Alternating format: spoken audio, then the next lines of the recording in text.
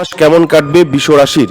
কর্মজীবনের দিক থেকে এই মাসটি উত্থান পতনে পূর্ণ হতে চলেছে। কর্মক্ষেত্রে আপনাকে কঠোর পরিশ্রমের দিকে মনোযোগ দিতে হবে এবং কাজের চাপ আপনার উপর থাকবে।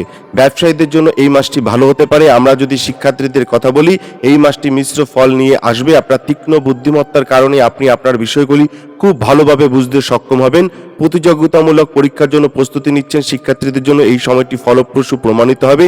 তাই আপনাকে আপনার পক্ষ থেকে পূর্ণ প্রচেষ্টা করতে হবে। এই মাসটি পারিবারিক জীবনের জন্য উত্থান পতনে পূর্ণ হওয়ার জোরালো সম্ভাবনা রয়েছে। পরিবারে ধীরে ধীরে উন্নতি হবে, পারিবারিক আয় বৃদ্ধি পাবে এবং নতুন সম্পত্তি কেনার সুযোগ আসবে।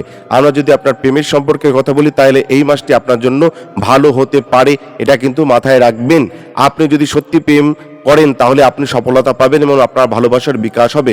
আপনি আপনার প্রিয়জনদের, আপনার বন্ধুদের সাথে পরিচয় করিয়ে দিতে পারেন, তারাও এটি করার উপযুক্ত বলে মনে করবে।